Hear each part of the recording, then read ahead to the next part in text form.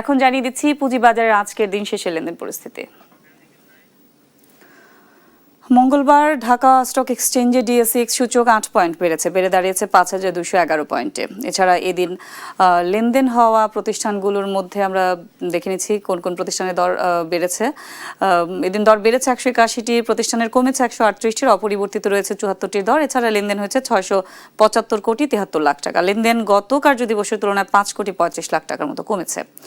এছাড়া লেনদেন হওয়া প্রতিষ্ঠানগুলোর মধ্যে আজ টপ গেইনারের তালিকায় প্রথম অবস্থানে ছিল Rangpur dairy and food products limited, দ্বিতীয় অবস্থানে ছিল ভিএফএস থ্রেড ডাইং লিমিটেড, তৃতীয় অবস্থানে ছিল এশিয়াটিক ল্যাবরেটরিজ লিমিটেড।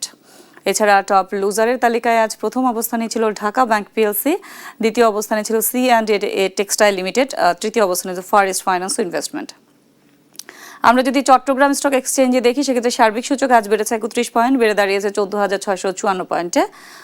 এছাড়া লেনদেন হওয়া প্রতিষ্ঠানগুলোর মধ্যে দর বেড়েছে 82টির, কমেছে 92টির, অপরিবর্তিত রয়েছে 32টির দর। এছাড়া লেনদেন হয়েছে 19 কোটি 82 লাখ টাকা।